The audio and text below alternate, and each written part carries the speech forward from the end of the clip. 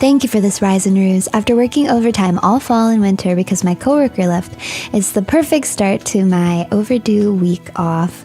Oh, please enjoy your week off. That definitely sounds way, way, way overdue, and I hope that they can replace your coworker soon. They should have already replaced your coworker. What the heck? Why replace the coworker when he's doing all the coworker's work and his own? The company's viewpoint. I know. Oh, I hate that. I hate that kind of stuff. It ticks me off. Makes me so mad. Because I've told you guys about this company I used to work for when they did something like that. But there's one company that I used to work for. I don't work for there anymore. Oh, thank goodness. But basically, it was like one of the sections only had 2 people. There was like a manager and a worker, and the manager just up and quit, like literally just left. And that's because upper management sucked. I don't even blame this person. Upper management sucked. So the manager left, and then the regular worker thought that they would get promoted to the manager position.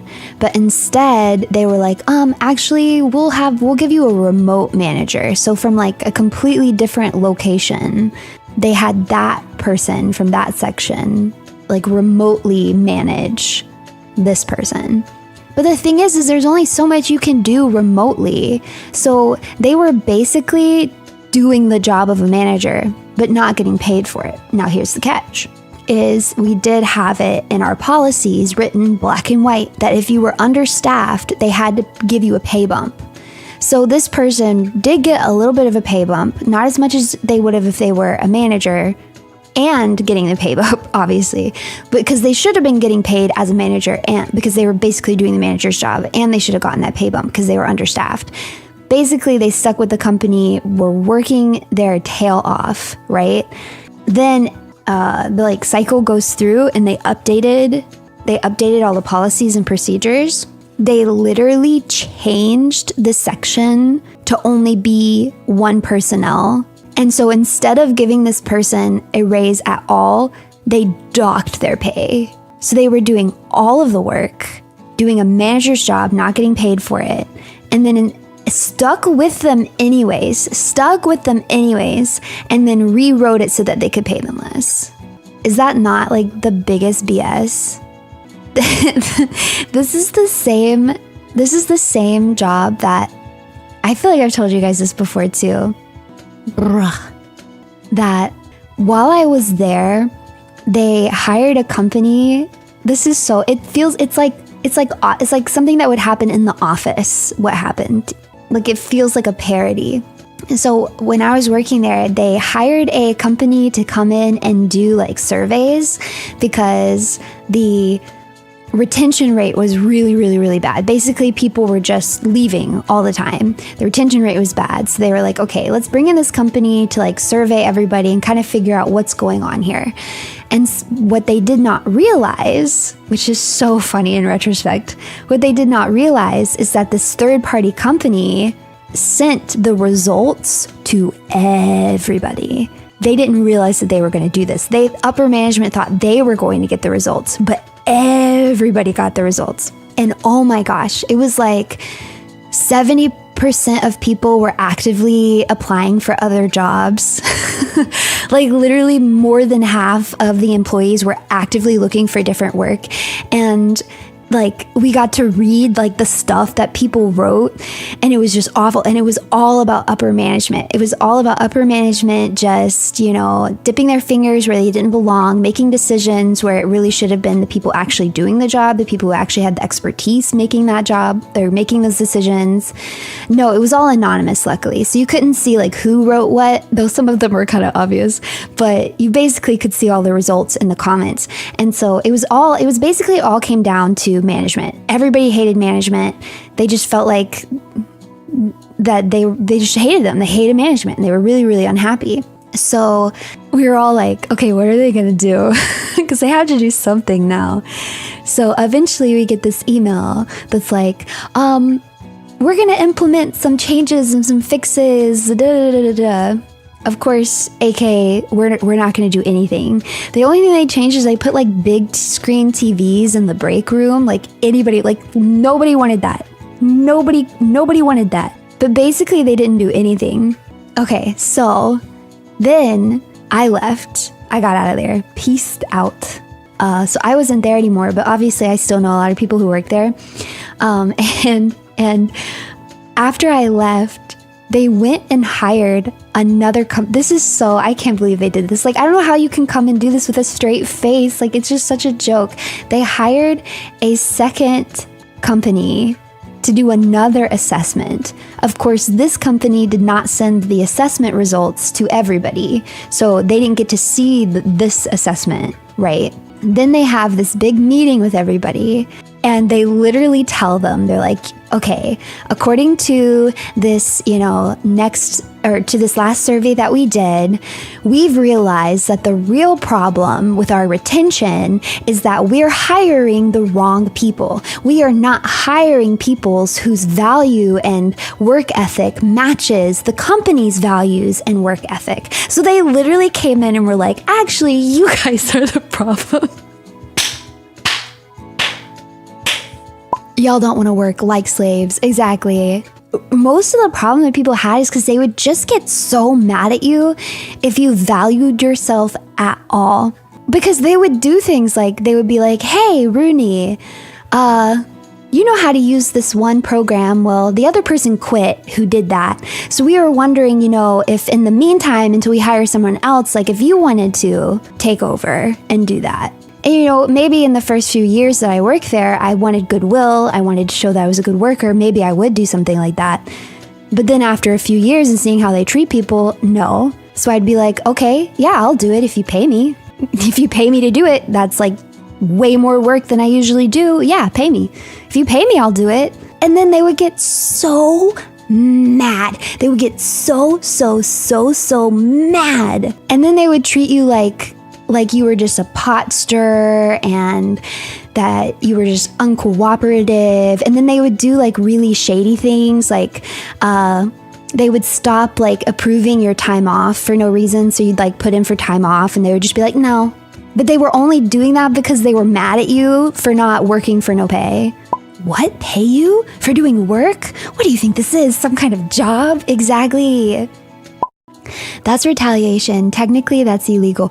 See, and that's what's so crazy is they've had so many lawsuits because they would also do this thing to older employees.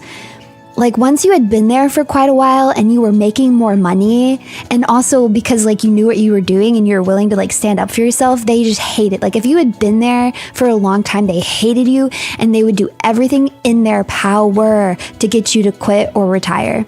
Like the way that they treated the older employees was so insane.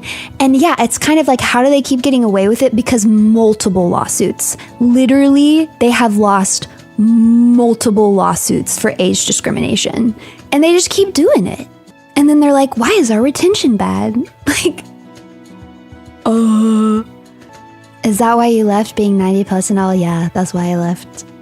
That's why I left. Honestly, that job had me so out of sorts. I was so desperate to leave. I did some crazy stuff. I had a little bit of a mental break. I made very irresponsible decisions, which is very unlike myself. I did crazy stuff. But I was just so desperate to get out of there that like anything felt like a good idea. But it did work out for the best though, because I ended up in a much better. I went through some hard times, but I'm in a much better place now. And I can't say that I would be in the place that I am now if I hadn't done all of that. So it is what it is. I will take it. How long did I work for them? 5 years. And it was only good for maybe the first 6 months. This is also the one where, I think I've told you guys this before too, where they kept getting supervisors that did not do the job that I did. So like the person supervising me was literally not qualified with experience or education to do the job that I was doing. Like they would not get hired to do the job I was doing because they would be incapable of doing it. But then they were my supervisor. which was so frustrating. It was so frustrating because it just doubles your workload, because all the big decisions, like, you can't rely on your supervisor to help you with. Like, you know what I mean? It was so frustrating. It wasn't necessarily, I guess Nepo hire maybe. It was basically like they just wanted someone, like they would just take someone who was a goody two-shoes and would do whatever management told them. And if you would just like kiss management's butt, then they would promote you. And so that's basically how it worked. And so yeah, people would end up in these supervisor positions that like just didn't know what they were doing. It was so frustrating. But I also kind of felt bad for her because she was nice. Like, she really was nice. And she was being taken advantage of too, I think. So I didn't dislike her as a person, but it really was frustrating because it felt like every 2 seconds she's like coming back and like asking me how to do her job. And it's like,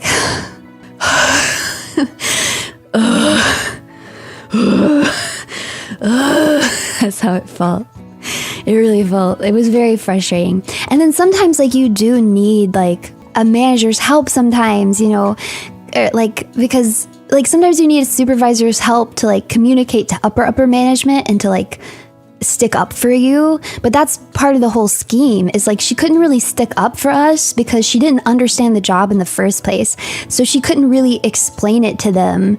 You know, like we would try to explain to her when they would make like decisions and stuff. We'd be like, this is horrible. You've got to do something because this completely like inhibits us from doing our job. But she couldn't really understand what we were saying. And then she's trying to communicate it to people who also don't know anything about her job. And so it was just messy.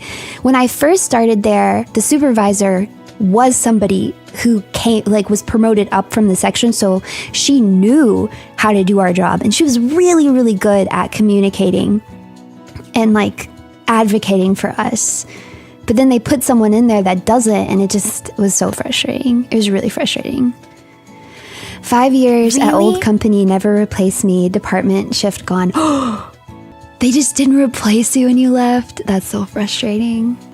But see, here's the other thing is, she literally, my supervisor, when I started there, she demoted herself because she hated upper management so much, and they gave her so much grief and made her so miserable that she was like, the money is not worth it, demote me. She voluntarily demoted herself. And guess what? She wasn't the first person to do that, because the supervisor before that did the same thing. And then they're like, what's the problem here? It can't be upper management. I don't understand why you would want to get rid of your senior workers, because they're the ones that actually know what to do. Like, they have the experience. And then, you know what happens when you get rid of all your old timers and then you're just stuck with a bunch of newbies, is they end up making the same mistakes that they had already found solutions to a long time ago. Yes, like I feel like those are really valuable people. Like I got super lucky because in my section I had 2 former supervisors working alongside me, and so they had trained me so incredibly well. Like, they just knew all the tips and the tricks. They'd been doing it for like 10, 15, 20 years, you know? So I feel like I just picked up on stuff really, really fast, and I got this really good like core base knowledge. But then I would go to, because we would do like audits of other operating centers. So then I would go over there where everybody was new. Like, there wasn't a single old person. And then I would look at the way they were doing stuff and go, like, they were a mess. They were scrambling over there. But they didn't know any, like everybody there had only been there for maybe like 3 to 5 years, you know? But yeah, it's because they get paid more. Well, it's because they got paid more, and 2, because they weren't, you know, like the newbies don't want to argue with management, which I didn't either when I was first new. You know, my first year working there, I didn't want to argue with management, right? Because you want to make a good impression. You want to take one for the team. You want to show that you're a good worker, you know, that you care about the company. But But then, you know, you've been there for a few years, you see how things go, like you stop wanting to do that. So they wanted new people that they could pay less and who would just do whatever they said. And once you got enough experience and confidence under your belt to challenge them at all, they were like, this person's gotta go. Why is there such a disconnect between upper and middle management and the actual workers? I don't know, man. I don't know. But it was really, really frustrating to work there. It was so frustrating.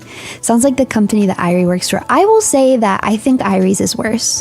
As much as I am complaining about my old job, I do think Irie's job is worse. Even worse. But it was not a great place to be. Well, and that's what's unfortunate, the whole like pay your dues thing, is I do think that it should work that way. Does that make sense?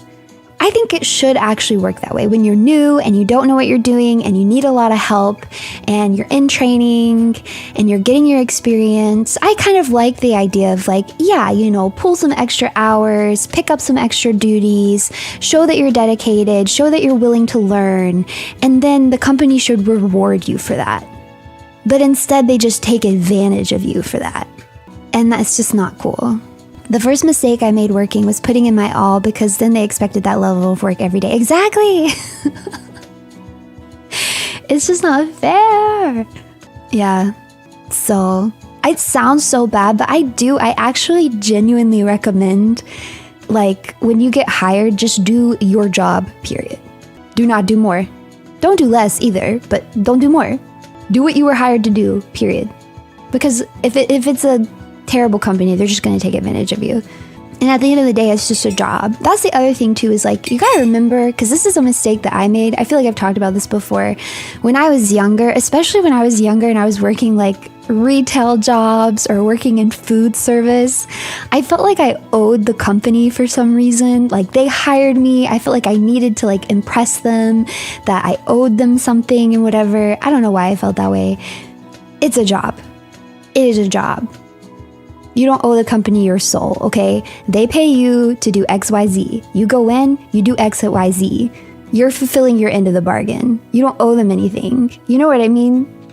I wish I had known that, because I used to stress myself out. I used to bend over backwards to please, like, the clothing store I worked for. Like, why? Why?